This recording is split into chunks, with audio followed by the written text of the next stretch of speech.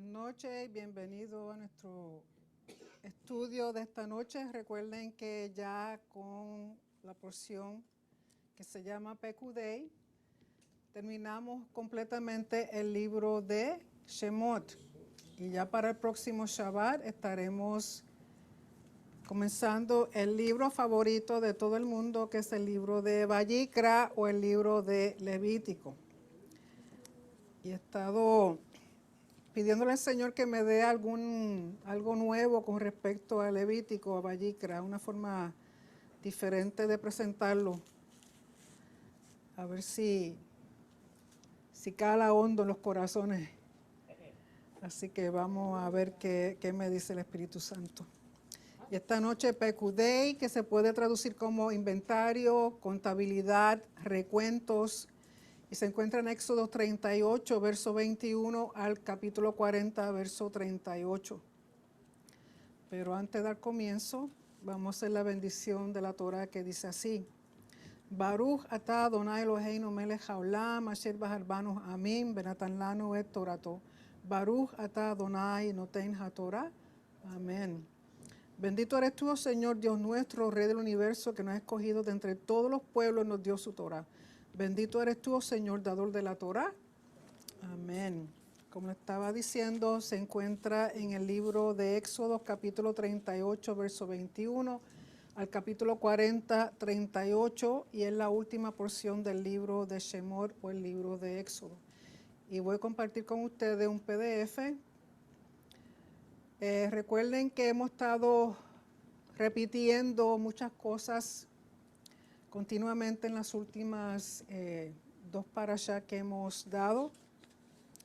Y con esta comenzamos repitiendo de nuevo ciertas cosas. Y de nuevo, son cosas que se describen, que es más fácil verlas que simplemente leerlas. Por lo tanto, vamos a volver de nuevo a lo que habla. Recuerden que esta porción comienza haciendo un recuento, un inventario de todo lo que se usó para hacer el Mishkan.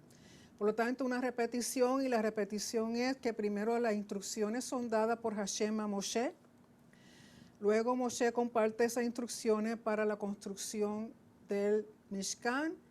Y luego en esta porción es repetido de nuevo para confirmar que las cosas se hicieron exactamente como Hashem pidió. Recuerden que se dio ofrendas de oro y de plata. Parte de la plata que fue dada fue el medio shekel que todo varón mayor de 20 años tenía que suplir. Y luego eso se hace anualmente. Una vez está el templo establecido, se hace anualmente, porque con ese medio shekel se usa para uso y fondos del templo para pintar, limpiar, recoger, preparar para las festividades, que la primera es Pesaj, y también para comprar animalitos que van a hacer las ofrendas durante el tiempo de las festividades. Y aquí tenemos una forma como se pudo haber visto el shekel en aquel entonces. Recuerden que las monedas no eran como estas que están aquí, que están lo más refinadas, sino que eran usualmente pedazos de plata.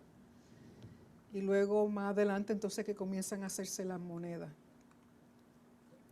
Recuerden que los espejos de cobre, los espejos que fueron donados por las mujeres, se usó para hacer el lavacro.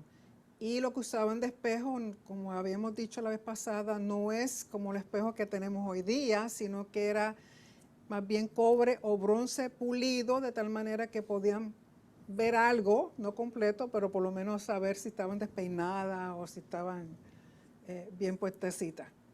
¿Okay? Por lo tanto, esta es una forma de un espejo antiguo.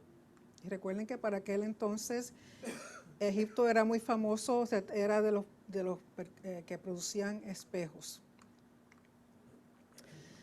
Luego tenemos el lino. Recuerden que el lino tenía que ser teñido en 3 colores importantes básicos, que era el tejelet, que es lo que usualmente algunos sitios traducen como azul, el carmesí, como un rojo intenso, quizás un rojo como color vino, y el púrpura. Recuerden que todos estos colores tienen significado. y era una mezcla de blanco, tejelet, carmesí y púrpura, con el propósito de que era dar belleza, esplendor al sumo sacerdote, y además también eran colores que eran utilizados en las cortinas del Mishkan. Y estos colores, estas tinciones eran caras, una forma, la producción era muy tediosa, larga, por lo tanto el costo de estas vestimentas, de estas cosas que se hacían con estos colores era bien costoso, y solamente en aquel entonces lo podían comprar personas que eran de realeza o de alta sociedad, o que tuvieran dinero. Sin embargo, Hashem hace que esto sea usado en todo su Mishkan y también en la ropa del sumo sacerdote, y también el tejelet, que es un color que era usado, como dije, por personas pudientes. El tejelet, Hashem lo pide que sea usado por todos los hijos de Israel. Y cuando dice hijos, en términos general, tanto varón como mujer, y aunque ahí por ahí van a haber unos cuantos versículos que eso no es así, en ningún sitio en la Torah está prohibido que una mujer use tzitzit. Lo que sí no está obligada, que es muy diferente. Prohibición y no estar obligada son dos cosas muy distintas, pero debido al judaísmo ortodoxo, no lo permiten en las mujeres, pero eso no significa que la Torah dice eso. Lo pueden buscar, buscarlo con el rabino Google, y va a aparecerle mucha información al respecto. Es más, cuando la época de los grandes sabios, no la mayoría, pero la minoría estaba de acuerdo con que la mujer usara tzitzit, pero siempre se dejan llevar por la mayoría y no por la minoría, que no necesariamente la mayoría está correcta. Y recuerden que de esos mismos usaban esos colores para la vestimenta del sumo sacerdote, que era una combinación de lino y también de lana. Y aquí tienen todas las vestimentas, y recuerden que se usaron tanto oro, piedras preciosas, como las tinciones especiales del lino para hacer las vestimentas del sumo sacerdote, que eran para esplendor y honor del sumo sacerdote. Luego continúa la parasha hablando de las cubiertas de pieles que se hizo para el Mishkan. Recuerden que tenía 4, algunos sitios leen que eran 3, otros dicen que eran 5, anyway. Lo importante era que básicamente consistía la primera capa, que era la que se podía ver cuando uno estaba en el Mishkan y miraba hacia arriba. Era la que tenía los 3 colores básicos, y también tenía diseños, usualmente eran diseños de querubines. Es la primera parte aquí. Luego una cubierta hecha de pelo de cabra, luego de piel de carnero, y luego lo que llaman tejón, que realmente no se sabe qué tipo de animal era. Lo que sí es que la piel es impermeable al agua. Recuerden que ellos están en el desierto, y aunque el desierto no llueve mucho, pero se puede poner frío, puede nevar, o sea que era para cuidar el Mishkan. Luego habla de que se usaron tablas, barras y columnas de madera que tenían que ser cubiertas con oro. Recuerden que el oro representa divinidad o reino, la plata simboliza redención, y la madera es la humanidad. Y estas tablas, las barras y columnas y zócalos eran lo que iban a formar la estructura o el esqueleto del Mishkan. Esta es una forma de cómo piensan que se hizo. Recuerden que estaban cubiertas, era madera de acacia cubiertas de oro, y luego era usado plata en los zócalos, en las partes de abajo.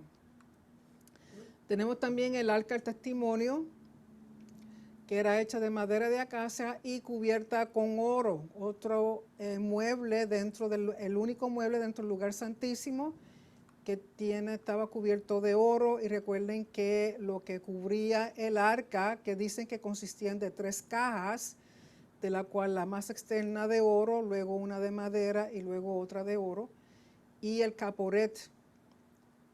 Esto se llama aquí el caporet, y que era diseñada con querubines que son los guardianes del trono.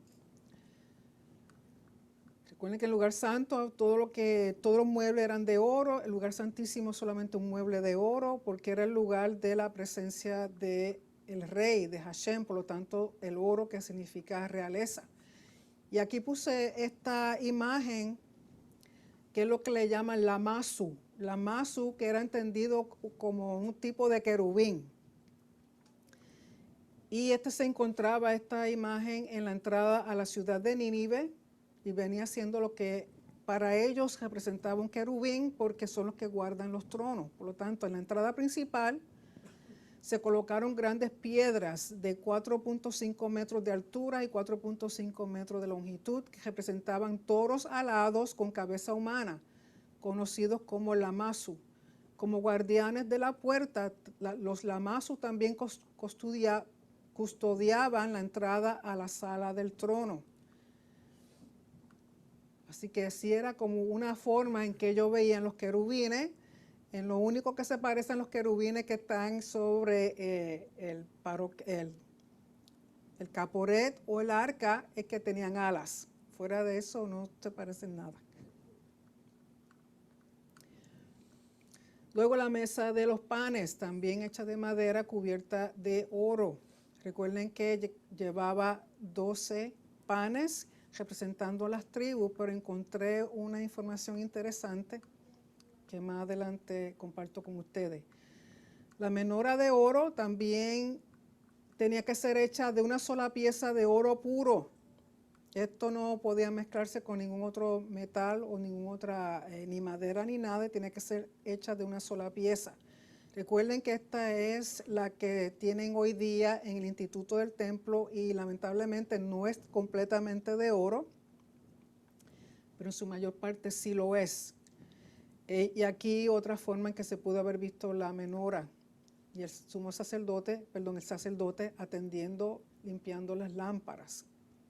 ¿Okay? Aquí tienen para el aceite y aquí tienen para echar la ceniza y limpiarla, porque eso se hacía 2 veces al día.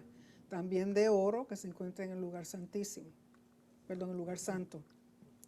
El aceite era importante, tenía que ser aceite puro, de la primera prensa, se usaba para la menora, también el aceite se usaba para ungir. Tenemos el incienso consistía de 11 especies conforme al Talmud, aunque la Torá solamente menciona, me parece que son 4. También importante en el uso del Mishkan. Y todo esto pues una repetición de lo que hemos hablado anteriormente. Recuerden que donde se quemaba el incienso era sobre el altar de oro, también madera de acacia cubierto de oro. Para el incienso, una labor que era hecha por el sacerdote 2 veces al día. Y aquí para que vean la cortina que dividía entre el lugar santo y el lugar santísimo, también tenía que tener querubines, porque los querubines representan los guardianes, los que están guardando, cuidando la entrada al trono, la presencia de Hashem. Aquí vemos al sumo sacerdote con su vestimenta, que solamente vestía de blanco cuando hacía el servicio de Yom Kippur una vez al año. El altar de bronce o de cobre, que era para las ofrendas. Recuerden que en el desierto el altar tenía que ser hueco porque era movido de un lugar a otro. Cuando se hace el templo, entonces ya esto se hace de piedras porque ya no hay que moverlo, es permanente. Mientras tanto, en el desierto era de madera, cubierto de cobre. Es interesante que siendo de madera y con cobre y hacían tantas ofrendas, no se quemaba. Y lo rellenaban con la tierra donde ellos se ubicaban para evitar que se moviera. Y aquí un lavacro, una forma de cómo pudo haberse visto. Recuerden que de nuevo el cobre fue usado de los espejos de las mujeres. Y tenía que tener, para que el agua saliera, y en el lavacro del templo, y el que tienen preparado para el tercer templo, tiene 13 llavecitas, o sea que 13 sacerdotes se pueden lavar a la misma vez. Y usualmente un mínimo de 13 sacerdotes eran los que se usaban para cada servicio que se hacía en el templo, que se hará. y al fin conseguí una foto, gracias a Pastor Vargas la consiguió para mí, donde el mandamiento dice que hay que lavarse las manos y los pies a la misma vez. Por lo tanto, lo que hacían era que se lavaban la mano y pies derecho a la vez y luego la mano y pies izquierdo a la vez. O sea que la mano aguantando el pie se echaban el agua, o si estaba en el lavacro, entonces ponían debajo de la llave cuando la abrían el agua para que a la misma vez el lado derecho fuera lavado y luego el lado izquierdo. ¿Okay? Pekudei, inventario, el Mishkan. Recuerden que es un recuento de todos los materiales, y aunque esto ya lo habíamos hablado la vez pasada, recuerden que las relaciones de lo que es el tabernáculo, el Mishkan como tal, también se puede asociar con el cuerpo humano y con otras cosas. Los corchetes, tablas, barras y basas como huesos, articulaciones y tendones y ligamentos en el cuerpo. La cubierta, las cortinas, el ver la vestimenta representando como mi piel, músculos y carne.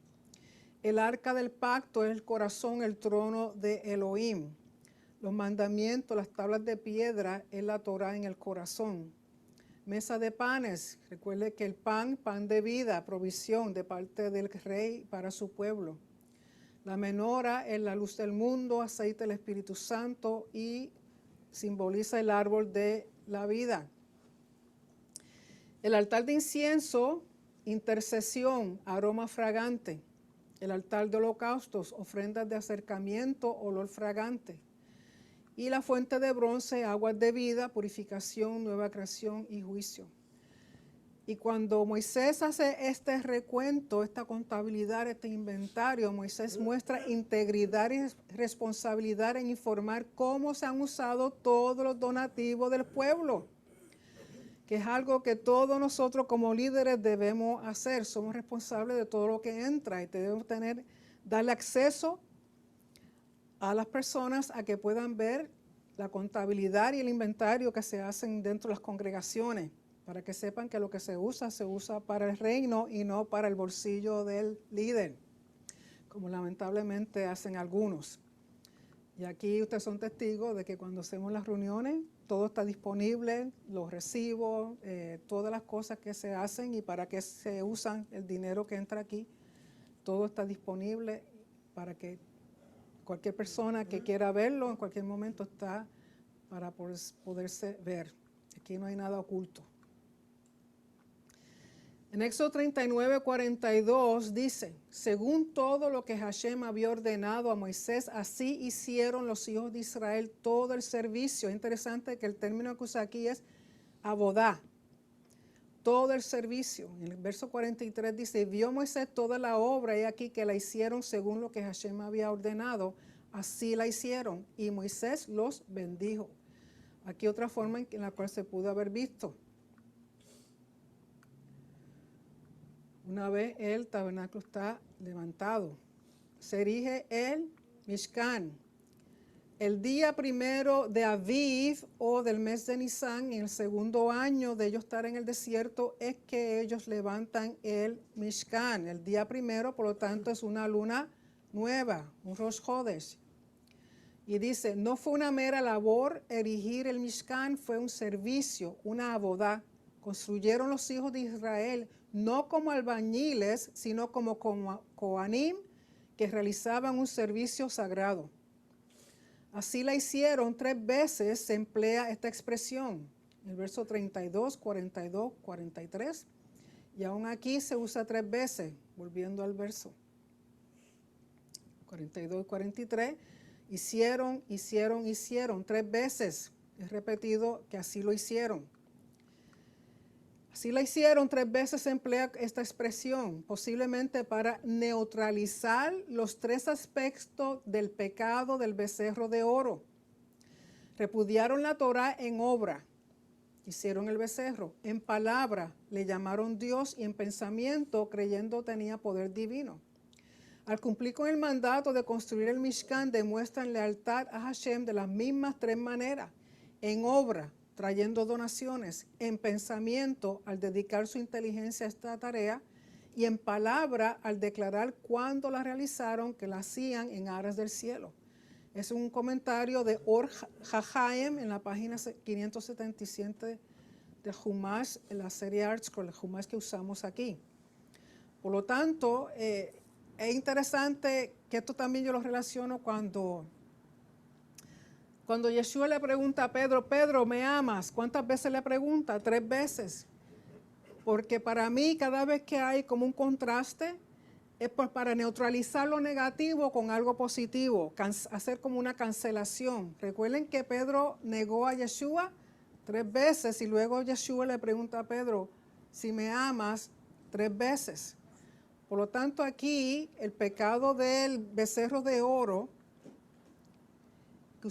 3 aspectos de ese pecado fue que repudiaron la Torá en obra, haciendo el becerro, en palabra, cuando le llamaron Dios, y en pensamiento, creyendo que tenía poder divino. De igual manera, cuando dice que lo hicieron en 3 veces, neutraliza o cancela lo negativo con algo positivo, cuando ellos de igual manera, en obra, traen donaciones, en pensamiento, dedican su inteligencia a esa tarea, y en palabra, al declarar cuando la realizaron, que la hacían en aras del cielo. Entonces aquí es lo que quería decir con respecto a la menora. Posibles simbolismos del cosmos. Recuerden que cosmos es todo lo creado, el universo, todo lo que Hashem ha creado se le puede llamar en términos cosmos. Y el Mishkan refleja el cosmos. Recuerden que el tabernáculo del Mishkan es una representación pequeña, una mini representación del universo completo. La entrada del atrio y tienda miraban hacia la salida del sol, hacia el este, porque el sol sale del este. La menora con sus 7 lámparas posiblemente representaba los 7 astros que se pueden ver a simple vista. O sea que no necesita un telescopio para ver estas cosas. El sol, la luna, Mercurio, Venus, Marte, Júpiter y Saturno son 7 elementos astrales que se pueden ver a simple vista. La menora era puesta al lado sur del tabernáculo, que simbólicamente indicaba la travesía de los planetas al sur de la estructura. Los 12 ciclos lunares en un año solar simbólicamente representado por los 12 panes. El Mishkan se erige en 9 meses, lo que toma la gestación de un ser humano, que es el representante del Creador y el que va a servir al Creador. ¿Okay? Y aquí puse el enlace donde saqué esta información en un artículo muy bueno sobre el tabernáculo, y me estuvo interesante esta parte, cómo relaciona el cosmos con lo que hace y está dentro del Mishkan. Cómo lo relacionan con el sol, la luna, los planetas, y así sucesivamente, que me pareció, para mí por lo menos, interesante. Y el enlace está ahí por cualquier persona que quiera leer el artículo completo. La palabra Mashiach, que es donde sacamos Mashiach, que significa ungir. En Éxodo 40, del 9 al 15, menciona que todo tiene que ser ungido para consagrarlo. ¿Y qué es consagrar? Separarlo para uso exclusivo en el abodá a Hashem, en el servicio a Hashem. Cuando uno separa algo y lo unge, o lo separa y lo dedica para Hashem, usted no puede usar eso para cualquier otra cosa, sino para el servicio de Hashem. Yo estoy muy orgullosa de mi cuñado, el pastor Iván, porque todos los instrumentos él se los ha dedicado a Hashem. Y si le da un día con irse a hacer una parranda por ahí con esos instrumentos, lo menos que le va a pasar es fritoley, porque ya ha sido consagrado, separado para uso de Hashem de igual manera. Cuando usted pone su mezuzá a la puerta a la entrada de su casa, esa casa está dedicada a Hashem. Ahí no puede entrar cualquier persona a venir ni a hacer cualquier cosa. Y aún los dueños, si usted puso eso conscientemente de lo que estaba haciendo, esa casa ya a usted no le pertenece a Hashem. Y aún hay mezuzas para los carros. Yo le tengo una al mío. Mi carro es dedicado al Señor. Y no es para hacer lo que me dé la gana. ¿Okay? Cuando uno ya dedica las cosas, uno tiene que entender que es muy serio A veces las personas hacen y no saben lo que están haciendo. Cuando uno consagra a un niño, lo separa, lo dedica al Señor, usted puede estar seguro que ese niño está dedicado a Hashem. Entonces ya es responsabilidad suya criarlo en la palabra de Hashem, en sus mandamientos. Usted es responsable, después no diga que le salió un sinvergüenza si usted lo dedicó y después no hizo nada con él. A quien le caiga el saco que se lo ponga. La palabra Mashiach aparece 8 veces. 8 veces en el capítulo 40, el verso 9 al 15, porque todo tiene que ser ungido, separado, consagrado para uso exclusivo de Hashem. Y por lo tanto aparece 8 veces, el número 8 tiene que ver con permanencia.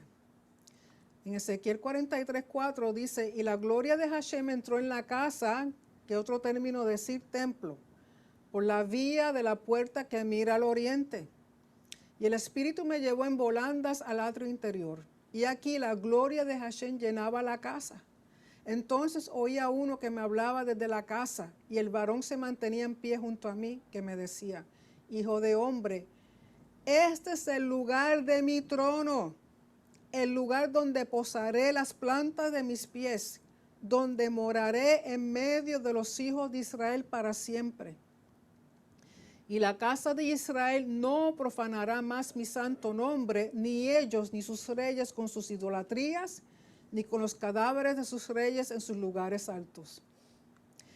Y si usted sabe que Ezequiel está hablando del templo del milenio, del templo de la era mesiánica, el plan de Hashem no ha cambiado, siempre es lo mismo.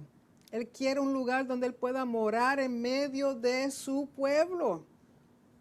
Por eso ese lugar se llama el lugar de su trono, el lugar donde posará las plantas de sus pies, donde morará en medio de los hijos de Israel para siempre.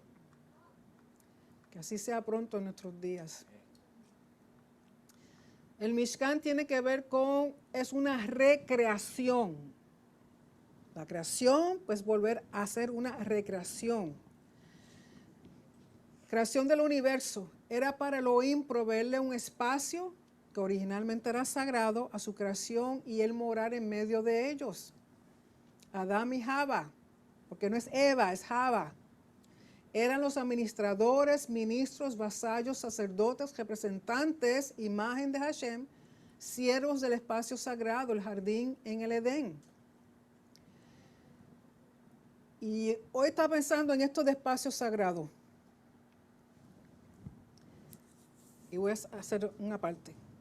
Como médico y patóloga, habían casos en los cuales nosotros teníamos que hacer autopsias donde la persona, el paciente había fallecido de alguna condición infecciosa, un ejemplo, SIDA. Y cuando nos tocaba hacer autopsias de individuos así, teníamos que vestirnos que parecíamos astronautas, con una ropa especial, con guantes de metal. Imagínense, si usted sabe que trabajar con guantes es difícil, imagínense guantes de metal y encima de eso el guante regular, con caretas, con unas cosas que cubrían el frente completo, o sea, lo único que se nos veía eran los ojitos.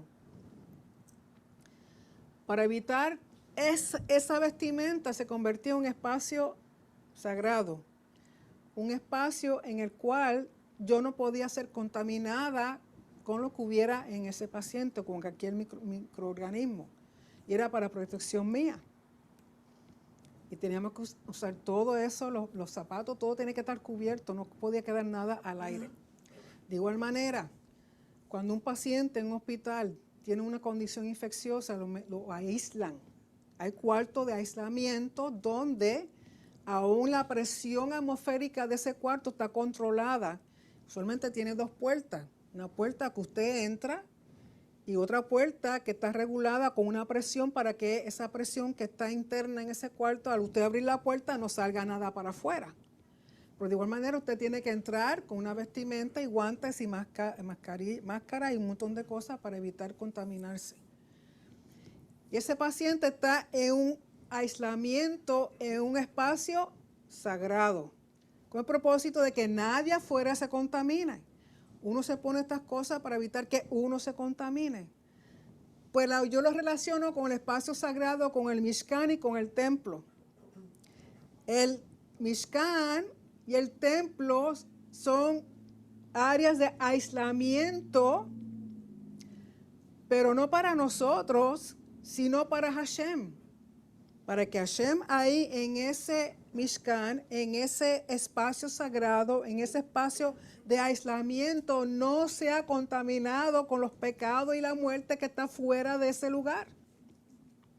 Por eso la importancia del Mishkan, por eso la importancia del templo, por eso la importancia de que el templo también sea reconstruido de nuevo para que Hashem pueda tener un espacio donde no pueda ser él contaminado con pecado ni con muerte. Porque ¿qué sucede? Al el espacio original ser contaminado por pecado y por muerte, ocurre un exilio tanto Adán como Java y aún como de Elohim a causa del pecado y la muerte tienen que ser exiliados.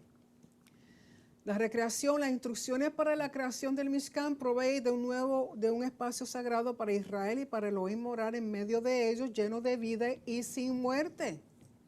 Lo que contamina es el pecado. La muerte, Hashem no puede estar en un sitio donde hay muerte. Por lo tanto, hay que crearle un espacio aislado, separado de todas esas contaminaciones. El Mishkan viene siendo el portal entre la morada celestial y terrenal, el cielo en la tierra, instrucciones repetidas 3 veces y el levantado el 1 de Aviv. Y esta tabla, me parece que la he presentado en otras ocasiones, donde vemos los paralelos entre Bereshit, Génesis, capítulo 1 y 2, y Shemot, capítulos 39 y 40. En Génesis 1:31 dice, y vio Elohim todo lo que había hecho, y aquí que era bueno en gran manera. En Éxodo 39:43 dice, y vio Moshe toda la obra, y aquí que la habían hecho como Hashem lo había mandado. Génesis 2:1, fueron pues acabados, Calal, los cielos y la tierra. Éxodo 39:32, así fue acabada Calal toda la obra del Mishkan. Génesis 2:2, y acabó Calal Elohim toda la obra que hizo. Y en Éxodo 40:33, así acabó Calal Moshe la obra. Génesis 2:3, y Elohim bendijo y lo santificó, él reposó de toda la obra que hizo. Éxodo 39:43, y Moshe bendijo. 49, y lo santificarás todo. Y 40:34, y la gloria de Hashem llenó el Mishkan. El Shabbat, Hashem reinando como rey soberano. Recuerden que esa primera semana de creación termina con Shabbat, y es el día que Hashem se sienta a reinar como rey soberano, y Shabbat, Hashem sigue reinando como rey soberano. Por eso cuando decimos el Kiddush en Shabbat, proclamamos a Elohim como el creador de todo. El Mishkan se puede ver como un milagro. En lo físico, los hijos de Israel habían sido capaces de construir un edificio con todas sus detallísimas partes en el desierto. En lo espiritual, los hijos de Israel habían sido capaces de crear en este mundo un espacio de santidad y un área de reposo para la Shejinah, que es la presencia divina. Un extraordinario evento por vez primera desde que Hashem moró en medio de Adán y Java en el jardín del Edén, dejando ver su luz una vez más. O sea que desde que Adán y Eva salieron del Edén, fueron exiliados, Hashem no había morado en medio de su pueblo, viendo su presencia visible hasta que el Mishkan fue edificado. Imagínense cuánto tiempo había pasado desde que Adán y Eva tuvieron que salir. Y no fue hasta ese momento que el Mishkan es levantado el 1 de Aviv o de Nisan ese año, que al fin Hashem tiene de nuevo un lugar donde morar. Y recuerden que es una morada temporal porque ellos tenían que mover el Mishkan tal y como se movían ellos en el desierto. O sea que la meta, la finalidad fue lograda al acabar o cumplir. Génesis 2:1, así fueron acabados los cielos y la tierra y todo su ejército. Éxodo 40:33. Finalmente hizo erigir el atrio en derredor del tabernáculo y del altar y colocó la cortina a la entrada del atrio y así acabó Moisés la obra. En Juan 19:30, al probar Yeshua el vinagre, dijo, todo está cumplido, acabado. Luego inclinó la cabeza y entregó el espíritu. Interesante que la palabra kalá significa completar, desear, finalizar. También es una nuera que completa la familia, también es una novia o una desposada. Y ustedes hagan con eso lo que ustedes quieran. Recuerden que Hashem baja del cielo su presencia, se posa en el monte, hacen el tabernáculo y del monte pasa al Mishkan. El Mishkan está rodando por 40 años en el desierto hasta que llega a Israel. Estuvo allí otros cientos y pico de años. Primero fue en Shiloh, después creo que fue en Nob, después fue en, empieza con G, otro sitio. Hasta que Salomón edifica el templo permanente. Una vez el templo permanente, cuando Salomón termina de edificar el templo, lo llena la gloria, la presencia de Hashem de nuevo. Después de estar en una tiendita, al fin tiene su casa como él la quiere. ¿Y qué sucede? Que al cabo de varios años, Salomón viene y mete la pata, como decimos en Puerto Rico. Que comienza entonces a adorar otros dioses debido a todas las esposas que tenía que eran extranjeras.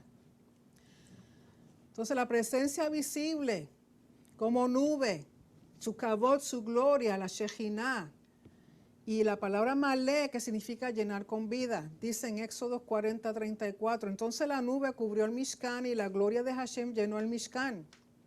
Y Moisés no podía entrar en el Mishkan porque la nube se había instalado sobre ella. Y la gloria de Hashem había llenado, malé, el Mishkan. O sea, el Mishkan no fue el Mishkan hasta que la gloria de Hashem moró en ese lugar. Es como un edificio, una casa. Una casa hasta que no tiene familia, gente adentro, no es un hogar. Simplemente un edificio. El Mishkan estaba ahí y no fue hasta que Hashem entró, dejó ver su presencia, que aceptó, que llenó el lugar de su presencia. No era lo que tenía que hacer hasta que Hashem llegó. Y cuando se alzaba la nube del Mishkan, los hijos de Israel partían todos sus trayectos, pero si la nube no se alzaba, no partían hasta el día en que se levantaba, porque la nube de Hashem permanecía de día sobre el Mishkan y de noche había fuego en él, a la vista de toda la casa de Israel en todas sus jornadas. En algunos sitios dan a entender que la nube, como era de día, tenía fuego, pero no se veía. Cuando era de noche, la nube, entonces se veía el fuego. O sea, que era una misma cosa, pero que de día se veía diferente. Por lo tanto, la nube es el fuego, es la gloria, la presencia visible. Y la nube no se muda la nube se muda del monte al Mishkan. En Revelación 15:5 dice, después de estas cosas miré y aquí estaba abierto el santuario del tabernáculo del testimonio en el cielo, el que vio Moshe, el modelo. Y el santuario se llenó de humo por la gloria de Elohim y por su poder. Y nadie podía entrar en el santuario hasta que fueran consumidas las 7 plagas de los 7 mensajeros. Por lo tanto, la creación es el templo. La creación o el cosmos es el macrocosmos o el macrotemplo. El Mishkan, el Mikdash, recuerden que Mishkan es lo que traducen como tabernáculo y Mikdash es el lugar de su santidad, que es el nombre del Beit HaMikdash, el templo. Es el Edén, que es un microcosmos, un microtemplo de lo grande, es una muestra, es un ejemplo de lo que es grande, pero aquí en la tierra.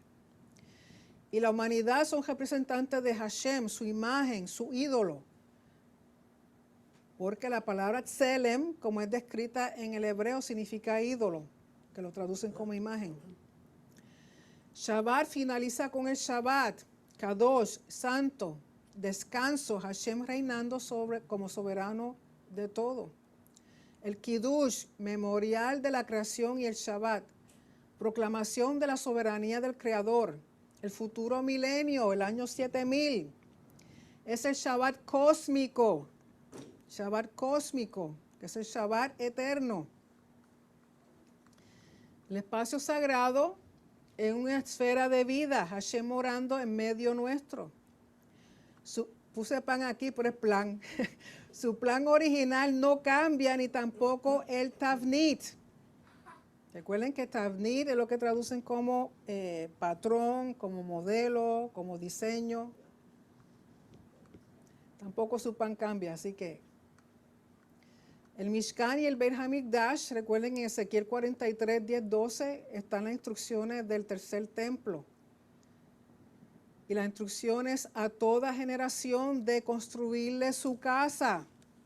Ya es tiempo de que su casa esté construida, ya es tiempo de que Hashem tenga de nuevo un lugar donde no sea contaminado con nada ni con nadie, ni con muerte, ni con pecado, ni con... Porque recuerden que en el milenio todavía hay muerte, porque va a haber la muerte final. No hasta que termine el milenio, la era mesiánica, que entonces la muerte por completamente desaparecerá. Y ya no va a haber más break. El que entró, entró, y el que no entró, no entró. Así que no espere a que llegue ese momento para decidir entrar. Así que el Mishkan, el templo, es instrucciones para toda generación. Vamos a ver si en este año, en este Yom Kippur, este Pesach comienza. No he oído nada de la vaquita roja, así que me imagino que todavía no la han matado. Recuerden que acabamos de terminar Shemot y siempre decimos, Hazak, Hazak, venir Hazek. Sé fuerte, seamos fortalecidos. Así que muchas gracias por acompañarnos. La porción es corta. Recuerden que aquí tienen muchas formas de comunicarse conmigo en cualquier momento, si en lo que yo les pueda servir, ayudar. Y recuerden que hay montones de recursos disponibles. El que es ignorante porque quiere ser ignorante.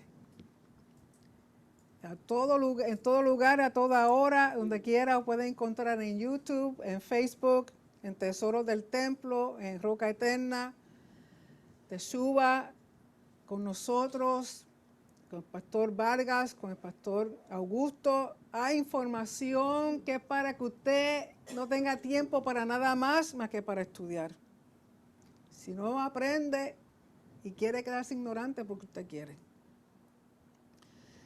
Y no es el tiempo de simplemente quedarse sin hacer nada. Así que mucha información, muy buena información, así que espero que aprovechen de los recursos disponibles en este tiempo. Así que vamos a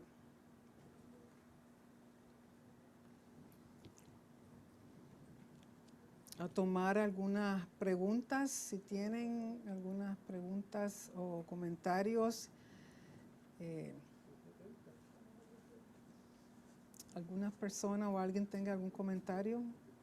El micrófono.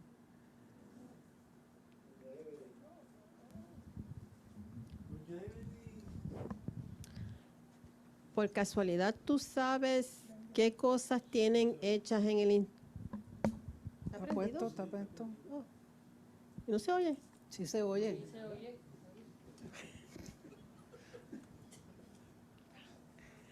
¿Qué cosas el instituto tiene hecho que van en el templo que se va a construir? Todo, Ya está todo. todo. Hasta donde yo sé está todo. Entonces mi pregunta es, ¿se sigue el patrón diseñado desde un principio? ¿Y cómo entonces la menorá no es oro puro? Porque es imposible conseguir un bloque de oro puro de ese tamaño hoy día.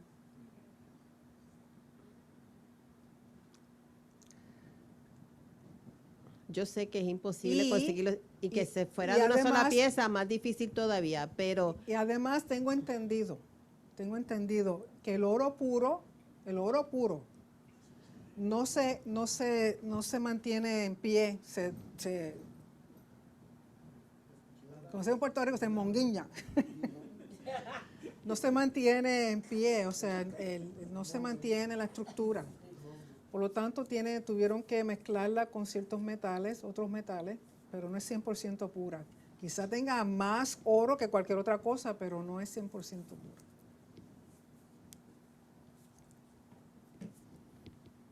Pero la original era oro puro. La original, Y se sí, mantenía de pie. se mantenía porque estaba en el tabernáculo. Por la forma en que Hashem mandó a construir el tabernáculo. ¿Recuerdan los metales, los materiales que él usó? Creaba un ambiente electromagnético que mantenía la menora de pie. Igualmente en el templo. ¿Y el Señor acepta esa que no sea de oro puro? Bueno, tiene que aceptarla por ahora en lo que se consigue, o se consigue la original, que dicen las malas lenguas, y la mía que no es muy buena, que la tiene el Vaticano. No sé, si es así, pues entonces la conseguirán y la traerán. Mientras tanto, esa es la que tienen hoy día puesta en... ustedes han visto, bueno, ustedes la vieron en Jerusalén, en el parquecito aquel que la tenían puesta. Jewish Court. En el Jewish Court. Es la que van a usar. Mientras tanto, puede ser que quizás de aquí a allá se apiade algún papa de eso y la devuelva. Quizás la devuelvan cuando empiecen a ver que se está construyendo el tercer templo. Así que, pero no es, la que tienen allí no es de oro 100% puro. Puede ser que sea 98.9, no sé, no sé decirte, pero no. Y sí, en el templo que hizo Shlomo, tenía no una, tenía 10, porque Shlomo era medio exagerado.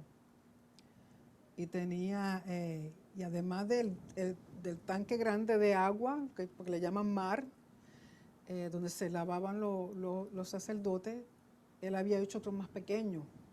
Creo que habían 12, no sé, o algo así. O sea que de todo él hizo mucho. Hasta las mujeres tenía muchas, y concubinas tenía muchas, y caballos tenía, de todo tenía mucho. Pero tenía que ser de oro. En aquel entonces, pues lógico, era más fácil conseguir las cosas puras. ¿Alguna otra pregunta o comentario? ¿Alguna persona en la audiencia o en Facebook? Yo soy pastora. Sí, ¿cómo estamos? Shalom. Shalom. Buenas noches a todos. Sí, buenas noches. Bueno, yo debo hacer un comentario. Ajá. ¿Se oye mucho eco? Sí, un poquito. Un comentario acerca de los panes de la presencia. Ujú. Cuando dice que en los estudios que hemos tenido que se hacían unos panes bastante grandes. Ujú. Entonces, yo aquí en casa a veces he hecho matzot y los tengo que hacer muy delgaditos, porque si los hago gruesos van poniendo muy duros Ujú. y difíciles de mascar. Ujú. Entonces, ¿cómo habrán hecho ellos sus panes para que eran tan grandes y no se pusieran tan duros? Bueno, de nuevo, el ambiente donde se encontraban los panes, porque era un lugar santo, y la forma que estaba hecho el Mishkan, el tabernáculo y luego el templo, el ambiente creado por los metales, por todo lo que es las telas, todo lo que mandó a hacer Hashem, eso creaba un ambiente en que las cosas no se dañaban. Dicen en la Mishnah y aún en el Talmud que los panes se sacaban tan frescos como el mismo día que eran llevados adentro. Y yo pienso que es el ambiente de santidad, de pureza, de limpieza, de haciéndolo conforme al diseño de Hashem, era lo que mantenía esos panes. Porque no creo que haya sido ningún ingrediente especial, simplemente la atmósfera que era creada dentro del Mishkan y que era creada en el templo, mantenía esos panes frescos. Sí, es algo extraordinario. Y también cuando estaban en el desierto y se edificó el tabernáculo, entonces ellos presentaban esos panes. que probablemente hayan sido de trigo o de cebada, pero el pueblo comía maná. El pan tenía que siempre ser de trigo. ¿Cómo? No sé si fue que trajeron de Egipto, tenían trigo, no sé. Recuerden, lo que pasa es que nosotros pensamos un desierto que no hay nada. No era un desierto, en español no existe una palabra, en inglés sí es wilderness. Wilderness es diferente al desierto. Es como decir, un mini desierto, no era un desierto 100%. Y además ellos tenían acceso a otras culturas, personas, o sea, según ellos iban caminando, o sea, no era que estaban completamente aislados, porque recuerden que ellos tenían cuando ellos van a pasar, que pasan por Moab, que pasan por Amón y así, que tienen que pasar por la frontera, por otro lado, dan a entender que ellos tenían acceso a ciertas cosas. Pero se supone que el pan sea de trigo y no de cebada. El único que es permitido de cebada es el que se presenta para Pesaj, al principio de la primavera, que es cuando está el grano de la cebada. Pero se supone que se traiga el mejor trigo, el trigo más fino, el mejor calidad, para hacer los panes del santuario. Ay, sí, muchas gracias. Lo que pasa es que esos comentarios los hago porque se me hizo muy interesante de dónde pueden haber obtenido el trigo y la harina y hacer la harina, porque en el desierto el pueblo estuvo recibiendo de Hashem el maná. Entonces exclusivamente ese trigo era usado Bueno, para... también ellos tenían sus animales, sin embargo ellos no mataban sus animales para comer. Y se estaban quejando de que si los peces, que si la cebolla, que si... O sea, ellos pudieron haber, pero no lo hicieron, porque esos animales, si se hacían ofrendas, eran para dedicarlas a Hashem.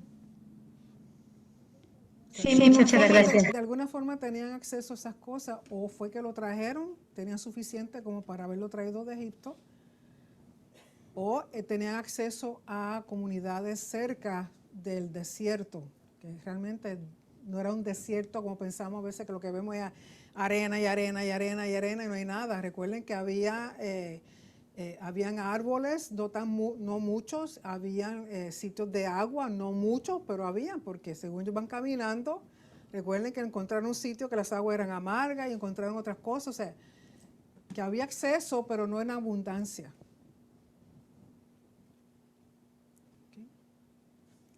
¿Alguna otra pregunta o comentario?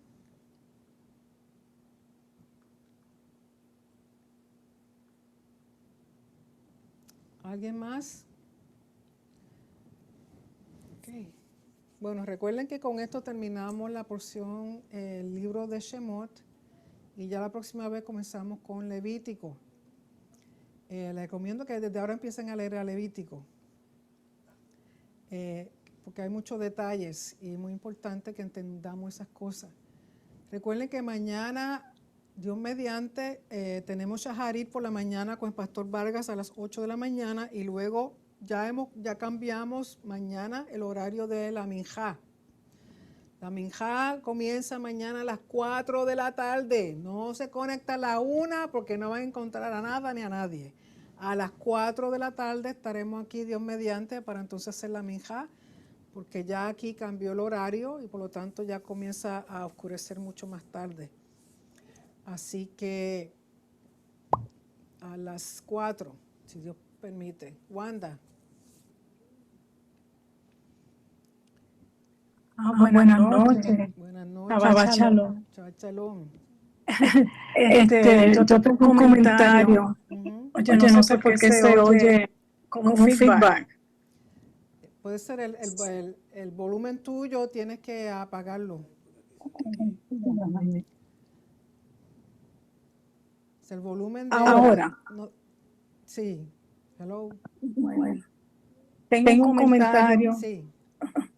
Y es con relación a que yo veo el Mishkan, como que se ve perfectamente la Ejad. Sí. La Ejad entre el Padre y el Hijo.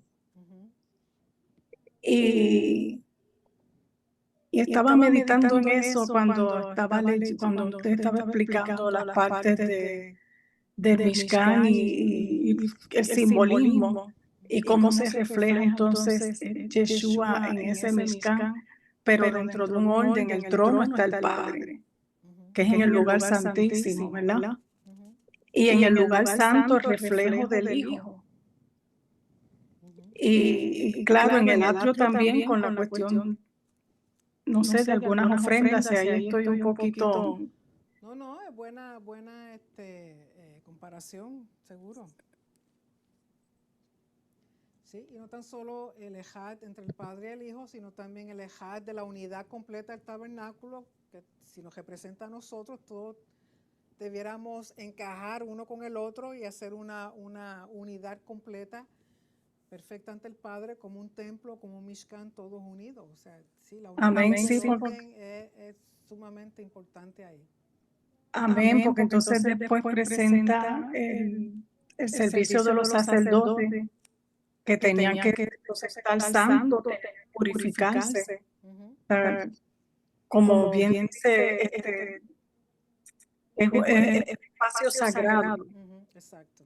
Y entonces como los tres componentes se ven, o sea, el Padre y entonces la humanidad representada quizás en los sacerdotes. Sí, sí. Sí, todo está representado ahí. La creación completa está representada en el Mishkan. Y eso nos habla a nosotros de que nosotros entonces tenemos que estar delante de la presencia de Dios como Él quiere.